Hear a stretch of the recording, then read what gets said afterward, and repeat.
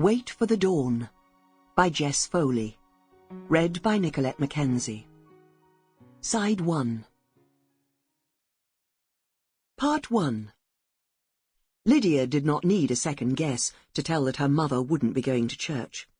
A single glance at Mrs. Halley's bruised cheek, and one could be sure she wouldn't be setting foot outside the house that day.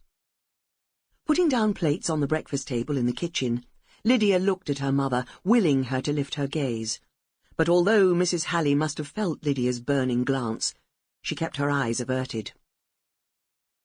"I'll finish getting breakfast, Mother," Lydia said. "Why don't you sit down?" "Sit down?" Mrs. Halley said. "Why should I sit down?" "You look a little tired." "I'm not tired. I can't afford to be tired. There's too much to do." Mrs. Halley took up the bread knife and cut 2 slices off the loaf on the board.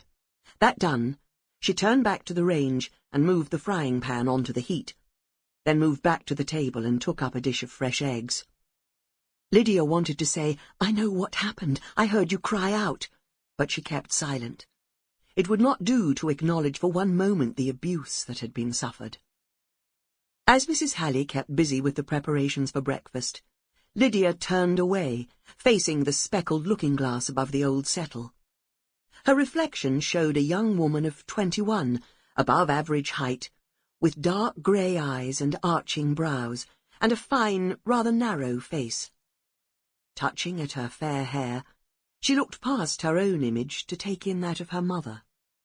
Mrs. Halley was a small woman, shorter than Lydia by 3 or 4 inches, and slight and wiry of build.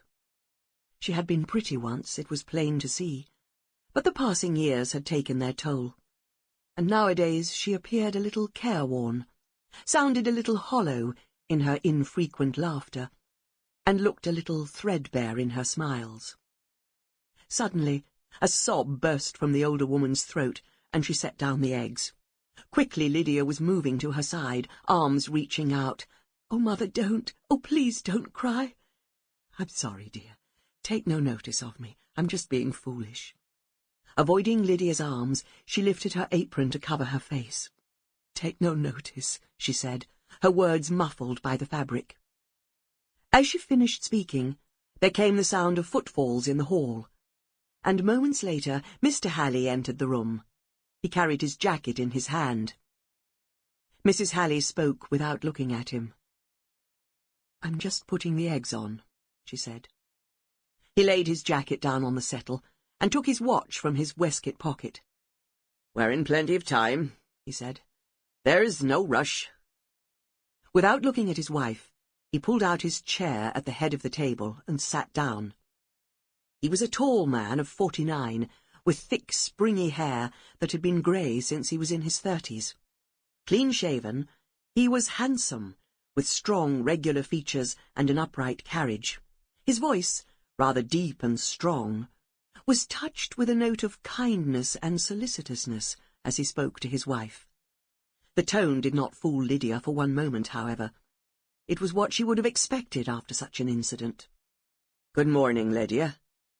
He flicked the merest glance at his daughter, as if afraid of catching her eye. There was no fear of this, for Lydia could not face him, could not bear the thought of meeting his gaze, of seeing any hint of an awkward smile of greeting. "Good morning, Father," she said. "I'll pour your tea for you. It's just this minute made." "Oh, by the way, Lydia," Mrs. Halley murmured now, as she shuffled the frying pan on the hob, "I shan't be coming to church this morning." Her voice was only just there. "I've got several things I want to get done, so I thought I'd stay at home." She was trying to sound casual, doing her best to put an off-hand note into her words, but they hung in the air, coldly exposed. "Well," Lydia said, as she poured tea into her father's cup, "you won't be missing anything in the sermon that you haven't heard before, and if the Reverend Hepthorpe should happen to say something new, we'll be sure to tell you about it." She set the cup and saucer at her father's right elbow, and then poured for herself. "We certainly will," her father said, "but he hasn't done so—" Sample complete. Ready to continue?